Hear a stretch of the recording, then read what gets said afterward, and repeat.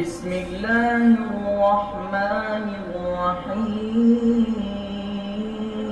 تمہارے دلوں کے درمیان الفت ڈال دی فَأَصْبَحْتُمْ بِنِعْمَتِهِ إِخْوَانًا تم اللہ کی نعمت کے ساتھ بھائی بھائی بن گئے وَكُنْتُمْ عَلَى شَفَا حُفْرَةٍ مِّنَ النَّارِ فَأَنْقَذَكُمْ مِنْهَا تم آگ کے گڑھے کے کنارے پر تھے اللہ تبارک و تعالیٰ نے تمہیں اس سے بچا لیا كَذَلِكَ يُبَيِّنُ اللَّهُ لَكُمْ آيَاتِهِ لَعَلَّكُمْ تَهْتَدُونَ اسی طرح اللہ تعالیٰ کھول کھول کر تمہارے لیے آیات بیان کرتا ہے تاکہ تم صحیح راستے پر فائز ہو جا چل پڑو یہ اللہ تعالیٰ اپنی آیات کو کھول کھول کر بیان کرتا ہے اس نے جدا جدا ہونے سے اور دشمنی سے اصحاب رسول صلی اللہ علیہ وسلم کا وصف جو اللہ تعالیٰ نے قرآن مجید میں بیان فرمایا ہے وہ آپ دیکھ لیں محمد الرسول اللہ صلی اللہ علیہ وسلم والذین معه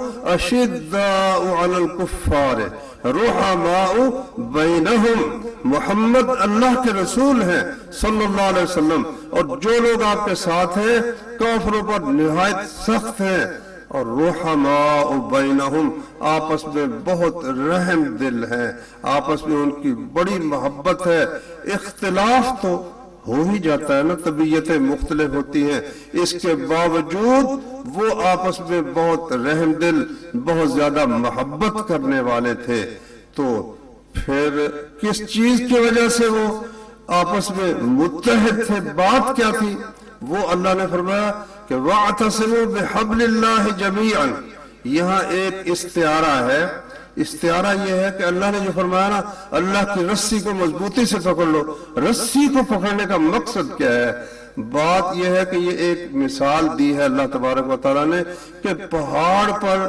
کوئی شخص اگر پہاڑ سے گرے کسی گہری کھائی میں جا پڑے جہاں اترنے کی بھی کوئی صورت نہ ہو کہ کوئی اتر کر اسے وہاں سے نکال سکے تو اوپر سے ایک رسہ پھینکا جاتا ہے اور پھر وہ جو اس کھائی میں گرا پڑا ہے وہ اگر اس کو مضبوطی سے تھام لے پھر اس رسی کو اوپر اٹھا لیا جاتا ہے اوپر والے اٹھاتے ہیں تو جو اس رسی کو مضبوطی سے پکڑ لیں گے وہ بالکل سلامتی کے ساتھ اس کھائی سے اس گڑھے سے نکل کر نجات پا جائیں گے تو میرے بھائیوں یہ اللہ نے فرمایا ہے کنتم علی شفا حفرۃ من النار تم آگ کے گڑھے کے کنارے پر تھے تم گمراہی کی کھائی میں وَإِن كُنْتُمْ مِنْ قَبْلِهِ لَفِي ضَلَالٍ مُبِينٍ اس سے پہلے نبی کریم صلی اللہ علیہ وسلم کی تشریف آوری سے پہلے تم کھلی گمراہی میں تھے تو اس گہری کھائی میں سے گمراہی کی اس کھائی میں سے اللہ تبارک و تعالیٰ نے نکالنے کے لیے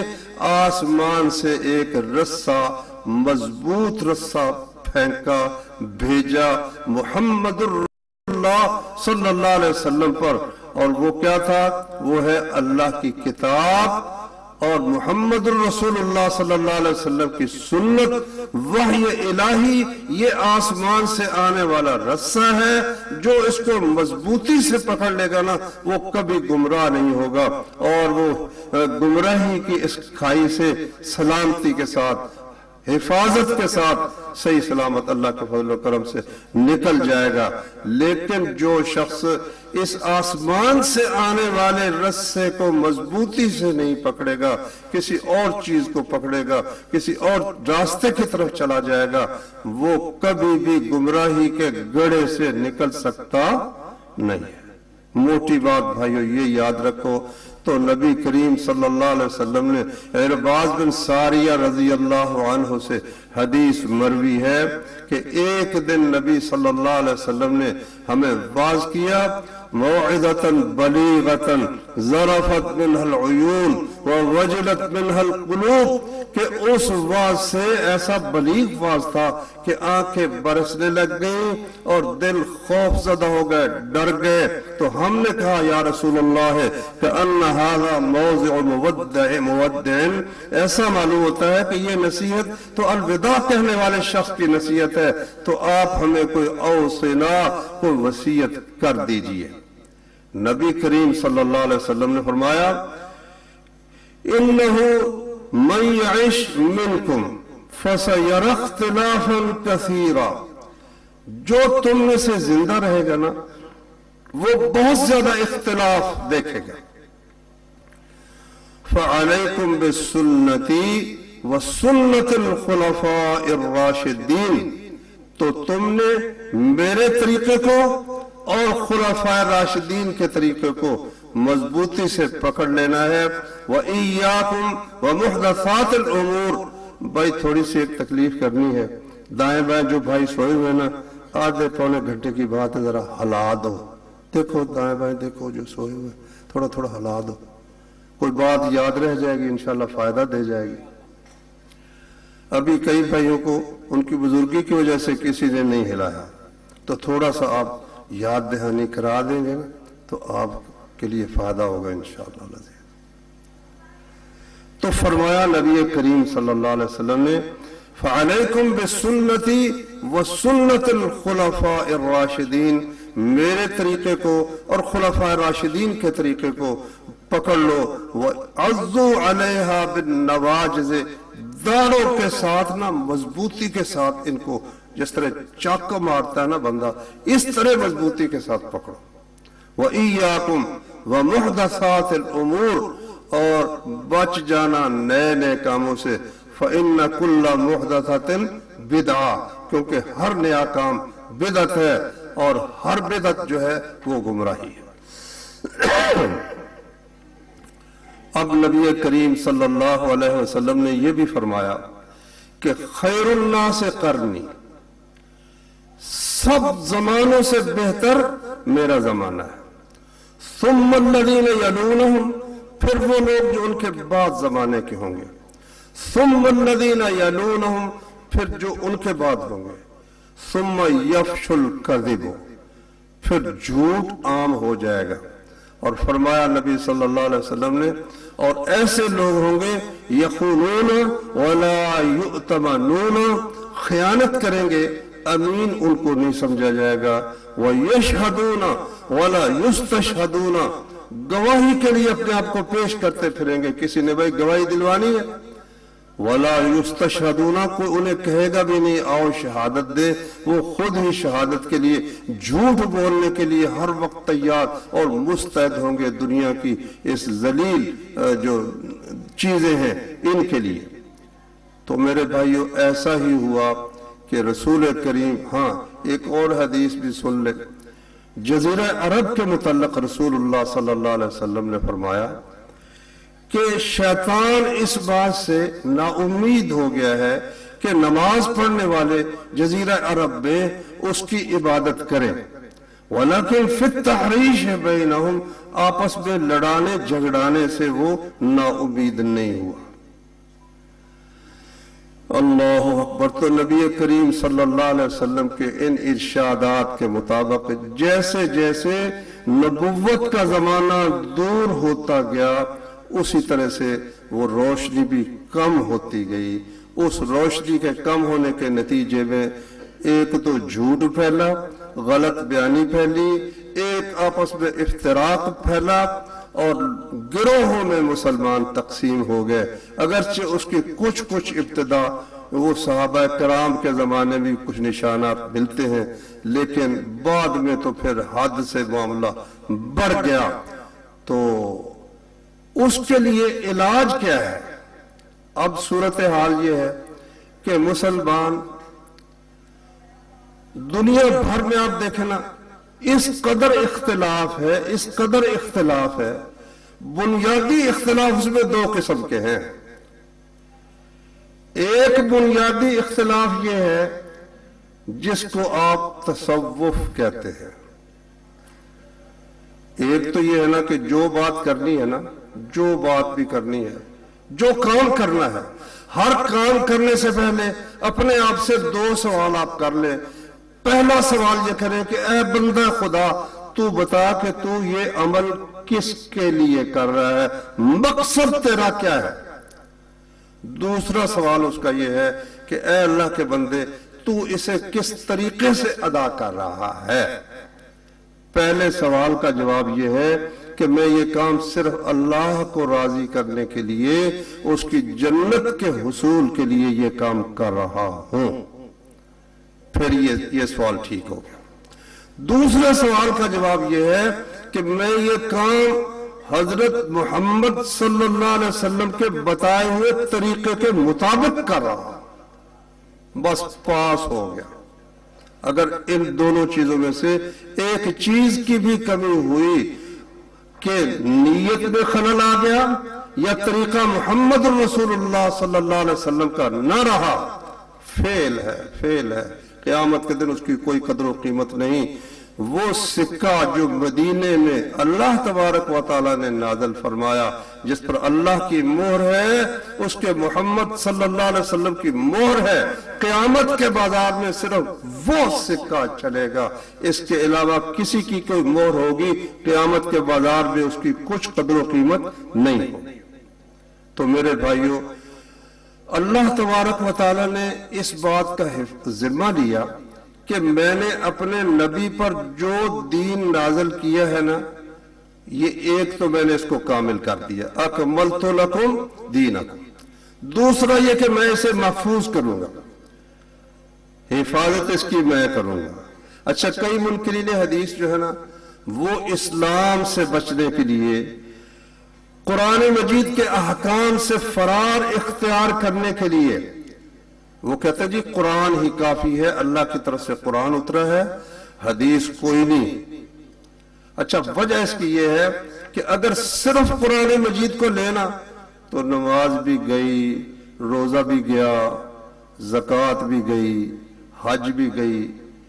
کیونکہ نماز کو لے لیجیے، نماز ہے، کتنی نمازیں ہیں؟ قرآن مجید میں عدد تو بیان ہی نہیں ہوا۔ اچھا، کتنی اس کی رکعتیں ہیں، ان کے اوقات کیا ہیں، اس کی ترتیب کیا ہے، قیام ہے، رکوع ہے، سجدہ ہے، اور اسی طریقے سے ان میں کیا پڑھنا ہے، قرات کیا کرنی ہے، اور دوسرے اذکار کیا کرنے، کچھ بھی تو قرآن مجید نے بیان نہیں کیا۔ کس لیے؟ کہ اس کو محمد رسول اللہ صلی اللہ علیہ وسلم کے بیان پر چھوڑ دیا ہے۔ وَأَنزَلْنَهَا، منکرین کہتے ہیں جی قرآن مجید کی حفاظت کا ذمہ تو اللہ تعالیٰ نے لیا، لیکن حدیث کی حفاظت کا تو کوئی ذمہ لیا ہی نہیں ہے۔ تو اس لیے جب اس کی حفاظت نہیں ہوئی تو پھر اس کا اعتبار کیا ہے؟ اس میں تو جھوٹ بھی ہے، غلط بیانیاں بھی لوگوں نے کی ہیں۔ اللہ اکبر۔ اور کئی کہتے ہیں جی قرآن پر تو اتفاق ہے، حدیث پر تو اتفاق نہیں ہے، اس لیے جس پر اتفاق ہے نا اس کو لے لے، جس پر اتفاق نہیں ہے اس کو چھوڑ دے۔ حدیث میں چونکہ اختلاف ہے اس لیے اس کو چھوڑو، اور قرآن مجید پر اتفاق ہے اس لیے اس کو لے لو۔ اور قرآن کی حفاظت کا اللہ نے ذمہ لیا ہے، حدیث کی حفاظت کا اللہ نے ذمہ نہیں لیا، اس لیے حدیث کے اندر تو خلط ملط ہو گیا معاملہ، قرآن اللہ کے فضل سے محفوظ ہے۔ آپ ان سے پوچھیں کہ بھئی یہ کیا دلیل ہے آپ کے پاس کہ قرآن کی حفاظت کا ذمہ تو اللہ نے لیا ہے لیکن حدیث کی حفاظت کا ذمہ اللہ نے نہیں لیا؟ یہ کہاں لکھا ہے؟ یقیناً وہ سورۃ الحجر کی اور 14ویں پارے کے پہلے رکوع کی آیت پڑھیں گے، اِنَّا نَحْنُ نَزَّلْنَا الذِّكْرَ وَإِنَّا لَهُ لَحَافِظُونَ۔ قربان جائے، قرآن عجیب کلام ہے، عربی زبان عجیب و غریب زبان ہے، ترجمہ ہو سکتا ہی نہیں ہے اردو میں یا کسی زبان میں۔ اب دیکھو، اِنَّا بے شک ہم، نحنو ہم، نزلنا کیا مانا؟ ہم نے۔ کتنی دفعہ ہم ہو گیا؟ 3 دفعہ۔ اِنَّا، پھر اِنَّا بھی بے شک ہم نے، نحنو ہم نے، نزلنا الذکر ہم نے اس ذکر کو، الذکر معہود ہے، اس ذکر کو ہم نے نازل کیا، وَإِنَّا لَهُ لَحَافِظُونَ، اور یقیناً ہم ہی اس کی حفاظت کرنے والے ہیں۔ یہاں یہ تو نہیں ہے اِنَّا نَحْنُ نَزَّلْنَا الْقُرْآنَ وَإِنَّا لَهُ لَحَافِظُونَ، یہ تو نہیں لفظ، لفظ تو ذکر ہے۔ اور ذکر کیا ہے؟ اللہ نے سورۃ الطلاق میں فرمایا قَدْ أَنزَلْنَا إِلَيْكُمْ ذِكْرًا رَسُولًا، ہم نے تمہاری طرف نصیحت نازل کی ہے، جو کون ہے؟ یہ محمد الرسول اللہ، سراسر سراپا نصیحت ہے۔ ان کا ہر لفظ، ان کا ہر فعل، ان کا ہر عمل، ان کی ہر حالت وہ تمہارے لیے نصیحت ہے۔ قرآن مجید کی بھی اللہ نے حفاظت کی، حدیث کی بھی اللہ نے حفاظت کی، اور ان دونوں کو آگے فرمایا بلغوا عنی ولو آیتن، ایک آیت بھی ہے تو آگے پہنچا دو، اور صرف آیت نہیں، فرمایا نظر اللہ امرأ سمع مقالتی فوعاها واداها كما سمعها، اللہ اس بندے کو تر و تازہ رکھے، سرسبز و شاداب رکھے، جس نے میری بات کو سنا اور اس کو یاد کر لیا، اور جس طرح سنا تھا اس کو آگے پہنچا دیا۔ آپ دیکھیں اصحاب رسول صلی اللہ علیہ وسلم نے کتنی جاں فشانی کے ساتھ قرآن مجید پورے کا پورا، ہاں ایک بات درمیان میں رہ گئی، وہ جو کہتے ہیں اختلاف بڑا، قرآن میں اختلاف ہونا۔ اللہ کے بندوں، خواہ مخواہ اختلاف کرنے والے تو ہر جگہ ہوتے ہیں، قرآن مجید میں بھی اختلاف کرنے والے ہیں۔ ہم تو کہتے ہیں نا قرآن مجید ایک شوشے کا فرق نہیں، مشرق سے مغرب تک چلے جاؤ ایک شوشے کا فرق نہیں ملے گا الحمدللہ، لیکن مسلمان کہلانے والے کئی جو زبردستی اسلام میں گھس آئے ہیں، ہاں جی، متستر بالاسلام کا پردہ انہوں نے لبادہ اوڑھ رکھا ہے، وہ یہ کہتے ہیں ان کی اس کتاب میں جس کو وہ اس طرح مقدس اور صحیح سمجھتے ہیں، جس طرح ہم صحیح بخاری کو سمجھتے ہیں، اس میں یہ لکھا ہوا ہے کافی کے اندر کہ اصل قرآن جو تھا نا وہ مصحف فاطمہ 70,000 آیتیں تھی اس میں۔ ہمارے اس قرآن میں کتنی ہیں؟ 6,000 اور 666 بڑا مشہور ہے، لیکن 200 سے کچھ زائد آیات ہے قرآن کریم کی۔ اچھا، تو اس وجہ سے اگر ہم چھوڑتے ہیں کسی چیز کو کہ سب لوگ نہیں مانتے، تو پھر تو قرآن سے بھی ہاتھ دھو بیٹھو، قصہ ہی تمام ہوا۔ انہوں نے تو اس شاخ کو ہی کاٹ دیا جس پر اسلام کا آشیانہ ہے۔ انہوں نے کہا جس دن حضرت محمد صلی اللہ علیہ وسلم فوت ہوئے، دنیا سے رخصت ہوئے، 4 آدمی مسلمان، باقی سب کے سب نعوذ باللہ مرتد ہو گئے۔ اب وہ قرآن کو کیسے مانیں گے؟ ٹھیک ہے، مسلمانوں کے سامنے وہ یہ کہیں گے نہیں ہم قرآن کو مانتے ہیں، وہ ساری بات لمبی بات ہے۔ حدیث وہ انہی صحابہ کے ذریعے سے آئی ہے جن کو وہ کافر سمجھتے ہیں، تو کس طرح اس کو مانیں گے؟ اس بات کو چھوڑو۔ اچھا، ایک بات اور غور کرو، وہ یہ ہے کہ جو چیز اس کی قدر و قیمت نہیں ہے، اس کا کوئی جعلی وہ سکہ بناتا ہے جو سکہ بازار میں چلتا نہ ہو۔ کیا ایسا سکہ جعلی بنایا جاتا ہے؟ جعلی سکہ کون سا بنایا جاتا ہے؟ جو بازار میں چلتا ہے۔ آپ کا پاکستان کا نوٹ ہے 5,000 کا ہے، 1,000 کا ہے، 500 کا ہے، 50 کا نوٹ ہے، 100 کا ہے، اسی کو بنائیں گے نا۔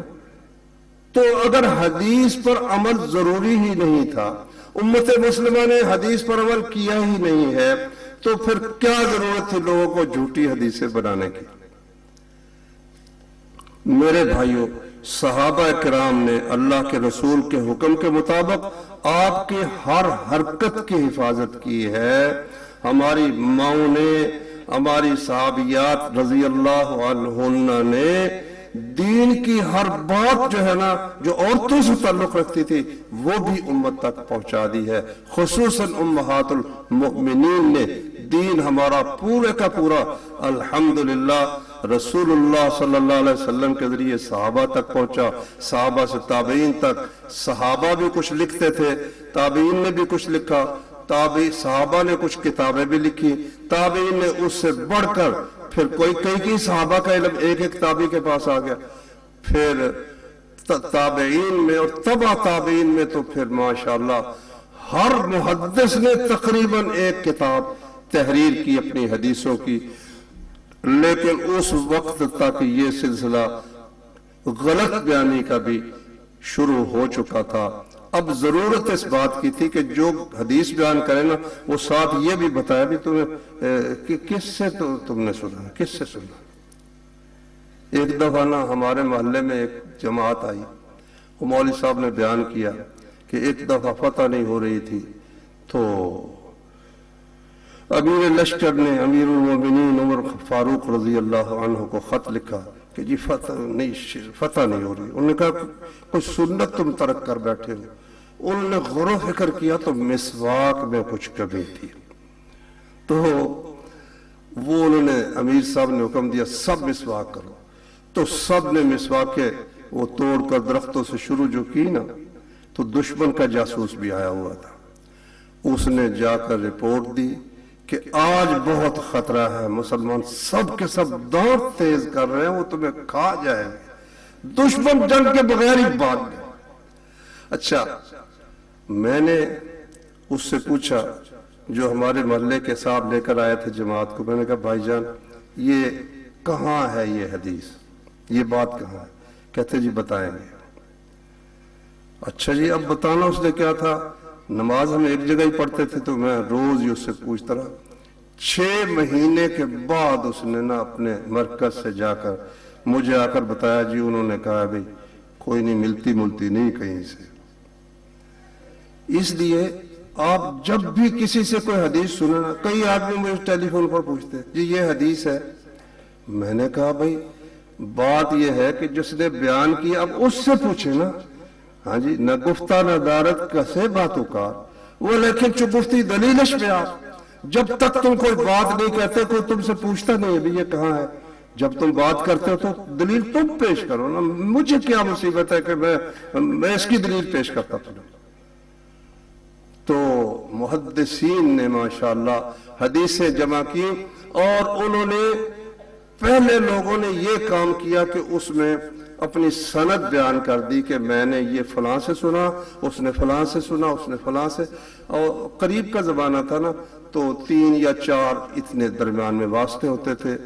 لیکن اس میں کچھ کمزور حافظے والے بھی، کچھ جو عدالت کے لحاظ سے جو صالحیت ہونی چاہیے وہ نہیں تھی. اور حدیث کے لیے تو شرطیں ہیں بھی سچا ہو. ان جاکم فاسقون بنبأ فتبینوا، اگر فاسق ہے تو بغیر تحقیق کے اس کی بات قبول مت کرو. ایک علم وجود میں آیا اللہ کی توفیق سے حدیث کی حفاظت کے لیے، جسے علم اصول حدیث کہتے ہیں. دنیا کے کسی دین کو اللہ نے یہ نعمت نہیں عطا فرمائی. ان کی کوئی کتاب محفوظ ہی نہیں ہے. مامون الرشید کے زمانے کی بات ہے کہ ایک بڑا لائق نصرانی ان کے دربار میں آیا. مسلمانوں کا جو ایک علاقے کا سپہ سالار تھا، اس نے بتایا یہ بہت بڑا قابل آدمی ہے. تو انہوں نے امیر المومنین نے اس کی بڑی عزت افزائی کی، اسلام کی دعوت دی. اگر تم مسلمان ہو جاؤ نا تو ہم تمہیں کوئی نہ کوئی عہدہ بھی دیں گے، خدمت بھی کریں گے. اس نے کہا جی جب دل ہی نہ مانے تو پھر ہم کیسے مسلمان ہو سکتے ہیں. انہوں نے کہا ٹھیک ہے، لا اکراہ فی الدین، زبردستی نہیں، دل میں اگر ہے انابت ہے قبول کی تو کر لو. نہیں مانا. کچھ چند سال گزرے تو امیر المومنین کو اطلاع ملی کہ وہ بندہ تو مسلمان ہو گیا. انہوں نے اسے بلایا، پوچھا ہاں بھائی تم کیسے مسلمان ہو گیا، میں نے تمہیں اتنی ترغیب دی لیکن تم مسلمان نہیں ہوئے. اس نے کہا بات یہ ہے میرا کام ہے نسخہ نویسی، مطلب کتابیں نقل، پریس تو تھا نہیں نا، تو کتابیں نقل کرتے تھے اور پھر وہ فروخت کرتے تھے. یہ اس وقت سلسلہ پریس کی ایجاد سے پہلے ایسے ہی کتابیں بڑی محنت کی ان لوگوں نے. ہر بندہ کتاب خود لکھتا تھا یا خریدتا تھا. تو میں نے تورات کا ایک نسخہ لکھا، یہودی تھا، نصرانی نہیں بھائی، یہودی تھا، مجھے غلطی لگی، یہودی تھا. تو میں نے تورات کا ایک نسخہ لکھا، کئی نسخے لکھے. ان نسخوں میں میں نے کچھ تبدیلی کر دی، کہیں کوئی آیت کسی طرح کر دی، کوئی کسی طرح کر دی. تو میں نے وہ نسخے فروخت کر دیے. ایک نسخہ بھی واپس نہیں آیا.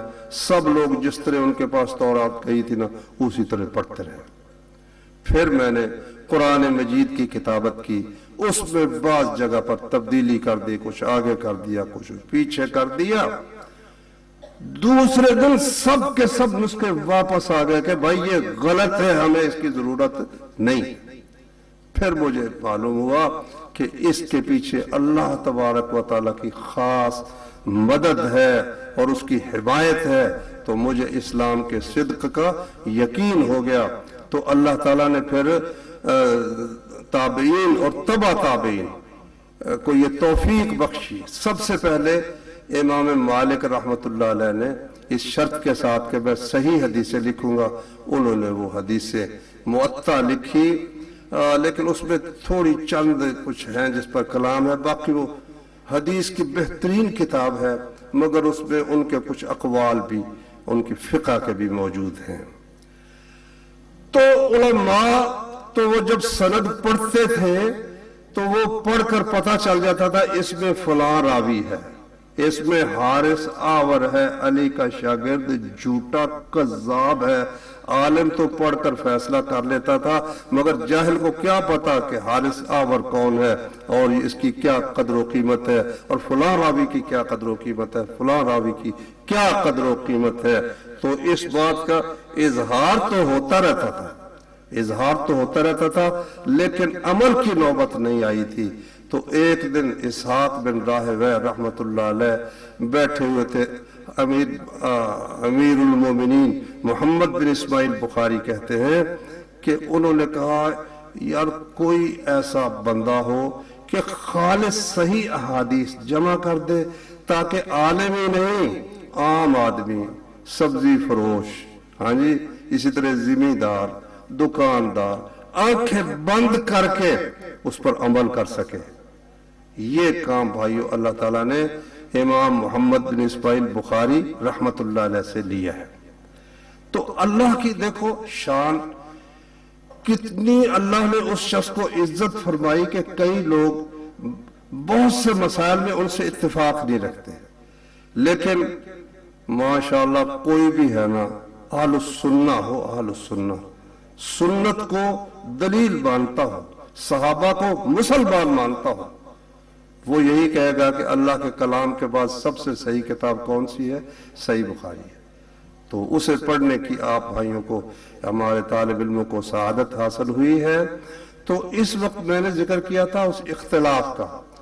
آج بھی اگر کوئی شخص چاہے کہ امت مسلمہ متفق ہو جائے، ایک نسخے کے علاوہ کوئی نسخہ نہیں ہے، وہ نسخہ یہ ہے کہ سب کی بات چھوڑ کر قرآن اور سنت پر اکٹھے ہو جاؤ. کیوں؟ اس لیے کہ کوئی کتنی بھی بڑی شان والا شخص ہے، اس کی بات وہ اللہ کی طرف سے نازل شدہ نہیں ہے، اللہ کی طرف سے نازل. حضرت امام مالک رحمت اللہ علیہ، حضرت امام ابو حنیفہ رحمت اللہ علیہ، حضرت امام شافعی رحمت اللہ علیہ، حضرت امام احمد بن حنبل.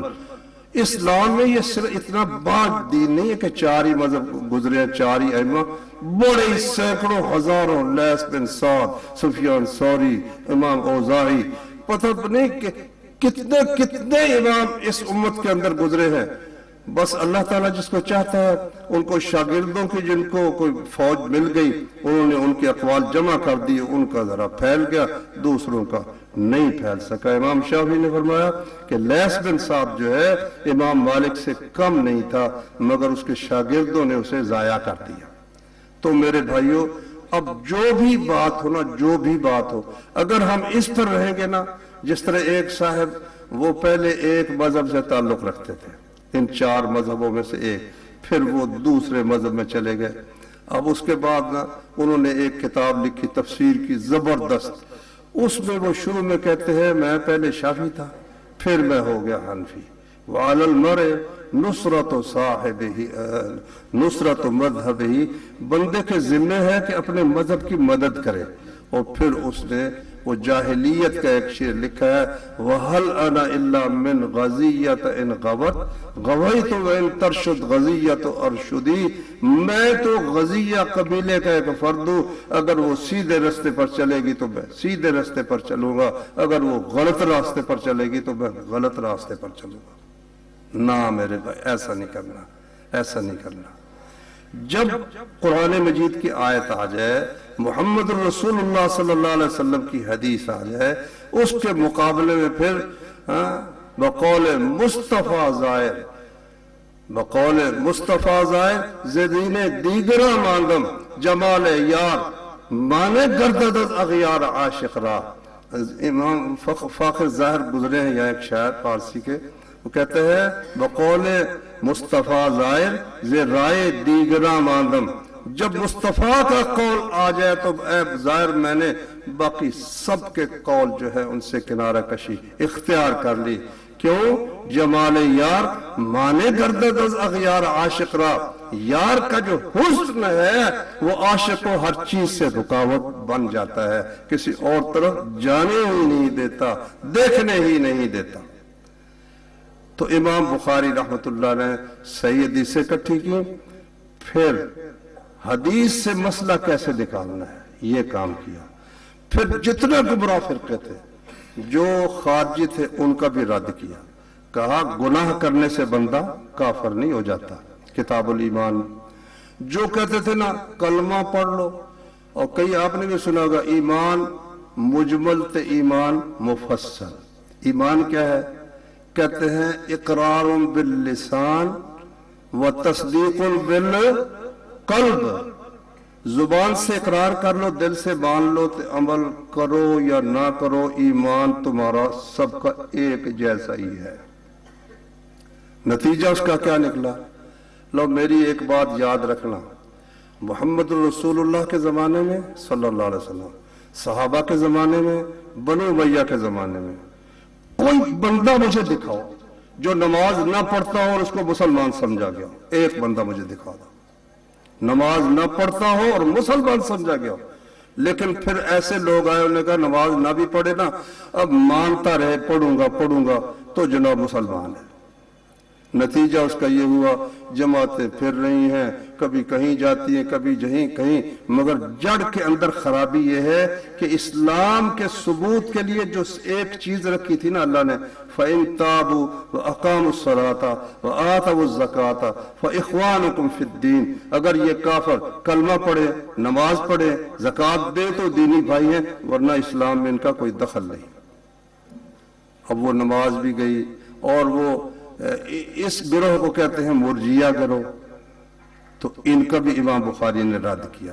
پھر آگے عقل پرست لوگوں نے کہا جو بات ذہن میں نہیں آتی، جو سمجھ میں نہیں آتی.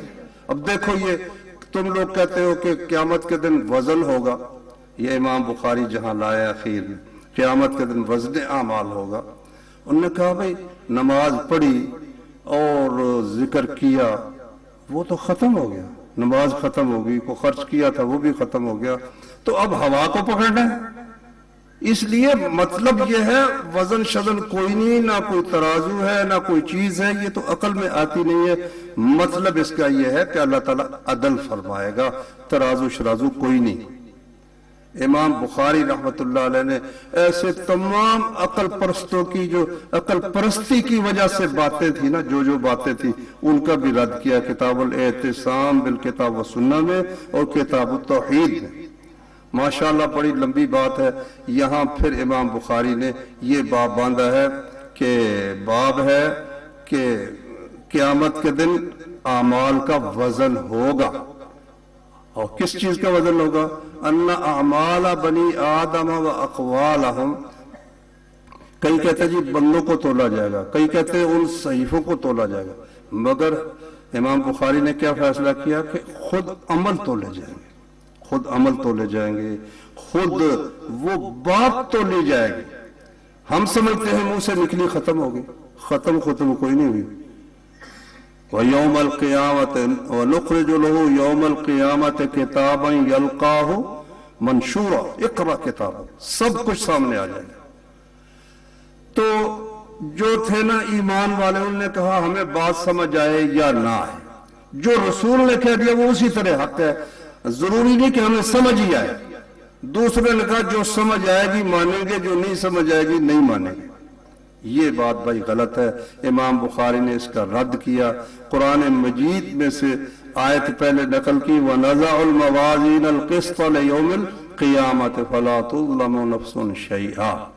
تو قرآن مجید میں معلوم ہوا کہ انصاف کے ترازو رکھے جائیں گے.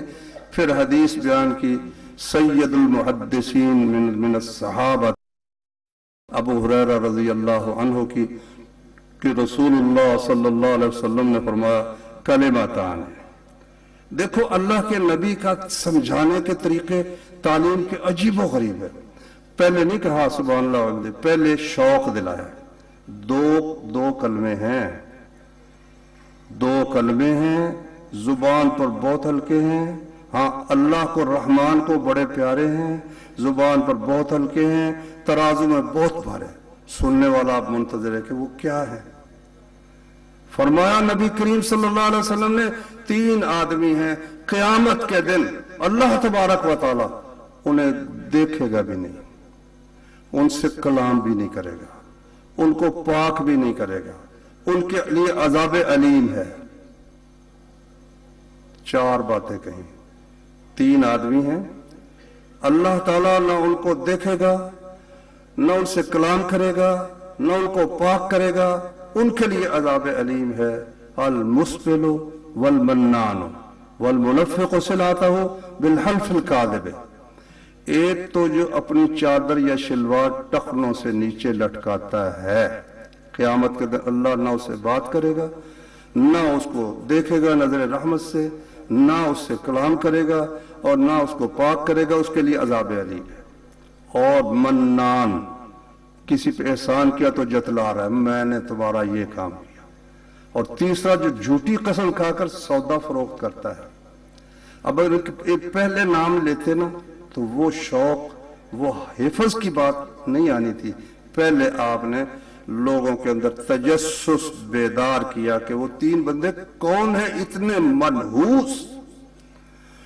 واللہ لوگوں نے تو دین کو ایسے پسے پشت پھینک دیا. جاؤ سڑک پر کھڑے ہو جاؤ، کوئی داڑھی والا ہے، نمازی ہے یا بے نماز ہے، مسلمان ہے، دیکھو اس کی شلوار ٹخنوں سے نیچی ہے یا اوپر ہے. عورتوں کی اوپر ہوگی، مردوں کی نیچے ہوگی. ان کو کچھ اس سے پرواہ نہیں ہے کہ ہمیں اس کا نتیجہ کیا ملے گا. اللہ کے رسول صلی اللہ علیہ وسلم نے پہلے شوق کو ابھارا اور میں 2 کلمے، لمبی چوڑی نہیں، پورا سپارہ نہیں پڑھنا پڑے گا، صرف 2 کلمے. تے رحمان کو بے حد پیارے، زبان پر ہلکے، سارا دن پڑھتے رہو تھکتا ہی نہیں بندہ، لیکن ترازو میں بھارے. ثابت کیا ہوا کہ ترازو ہے قیامت کے دن. اور بھائیو اب تو جو کہتے تھے نا کہ یہ کیسے تولے جائیں گے، اب تو ہر چیز تول رہی ہے. دیکھو تھرمامیٹر سے حرارت کا پتہ چل رہا ہے. بجلی کو تول لیا لوگوں نے کہ وہ اتنے اونس ہے کل بجلی جو دنیا کے اندر استعمال ہوئی، اتنے اونس اس کا وزن ہے. گیس کا میٹر بنا ہوا ہے، ہر چیز کا میٹر، رفتار کا میٹر بنا ہوا ہے.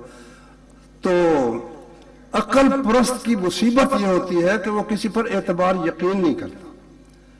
تو رسول کریم صلی اللہ علیہ وسلم نے یہ جو ذکر بتایا نا بہت ہی اعلیٰ ذکر ہے. فرمایا اللہ کی تسبیح اور اس کی حمد. اللہ کی تعریفیں 2 قسم کی ہیں. ایک تو یہ کہ اللہ کو عیب سے پاک قرار دینا. اللہ نہ بخیل ہے، اللہ تعالیٰ نہ ظالم ہے، اللہ تعالیٰ مطلب ہر عیب کی نفی. اور ایک ہر خوبی کا مالک ہے، وہ رحیم بھی ہے، وہ زبردست بھی ہے، جتنی ختم ہی نہیں ہو سکتی اللہ کی صفات. تمام صفات جو ہے نا سلبی، وہ سب سبحان اللہ میں آ گئیں کہ اللہ ہر عیب سے، ہر نقص سے، ہر خامی سے پاک ہے. اور الحمدللہ اور وبحمدہ میں ہر خوبی آ گئی کہ ہر خوبی اس کے اندر موجود ہے. اس لیے رسول اللہ صلی اللہ علیہ وسلم نے فرمایا کہ سبحان اللہ نصف المیزان ہے. اللہ کی تعریف کا ترازو آدھا جو ہے سبحان اللہ سے بھر جاتا ہے، الحمدللہ سے باقی بھی پورا بھر جاتا ہے. کوئی مجلس ہو اس کے آخر میں رسول اللہ صلی اللہ علیہ وسلم نے فرمایا اگر کوئی شخص یہ پڑھے سبحانک اللہم ربنا وبحمدک اشہد ان لا الہ الا انت استغفرک واتوب الیک، تو اگر نیک کام کیے ہیں تو اس پر ان کلمات کے ذریعے سے مہر لگے گی. اگر کوئی گناہ غلطی ہوئی ہے تو اس کے ذریعے سے معاف ہو جائے گا. اسے کفارہ مجلس کہتے ہیں. امام بخاری نے آخر میں اللہ کی تسبیح و تحمید کے ساتھ اپنی کتاب کو ختم کیا ہے. تو جو ہمارے عزیز اب پڑھ کر فارغ ہوئے ہیں الحمدللہ، تو یہ آپ کے اساتذہ نے آپ کو علم کے دروازے پر لا کر کھڑا کیا ہے. علم کا عالی شان شہر جو ہے وہ تو آگے ہے. اب آپ اگر پڑھیں گے، پڑھائیں گے، مطالعہ کریں گے، اللہ آپ کو دنیا کی بھی عزت دے گا، آخرت کی بھی عزت عطا فرمائے گا. اللہ تعالی ہم سب کو اسلام پر قائم رکھے. اللہ تعالیٰ جس طرح ہم یہاں بیٹھے ہیں ہم سب کو جنت الفردوس میں جمع فرمائے. وآخر دعوانا ان الحمدللہ رب العالمین. ایک بھائی اعلان سن لو، جس طرح آپ لوگوں نے یہ مجلس سجائی ہے، 5 اپریل کو مرید کے مرکز طیبہ میں ہمارے الحمدللہ 53 لڑکے بخاری پڑھ کر فارغ ہوئے ہیں، تو وہاں بھی 5 اپریل کو صبح 9 بجے سے شروع ہوگی، عصر تک محترم حافظ محمد سعید صاحب اور بہت سے علماء تشریف لائیں گے. تو آپ میں سے جو یہ زحمت کر سکے ہم ان کو خوش آمدید کہیں گے، اہلا و سہلا و مرحبا کہیں گے. جزاکم اللہ خیرہ. یہ جو ہے نا خواب وغیرہ کا تعبیر، مجھے تعبیر آتی نہیں ہے. رات کو خواب آیا کہ میرا گھر مسجد بن گیا. صبح اٹھا تو سارے گھر والوں سے اجازت لے کر گھر وقف کر دیا، مگر شرط یہ لگائی کہ اوپر میرا گھر بنا دیا جائے. مگر یہ بات نہ مانی گئی کہ اوپر گھریلو بن سکتا ہے، گھر بن سکتا ہے، رہنے کی کوئی جگہ بھی نہیں. اب کیا شریعت کہتی ہے؟ کوئی عرض نہیں بھائی، مکان آپ مسجد کے اوپر بھی بنا سکتے ہیں، نیچے بھی بنا سکتے ہیں.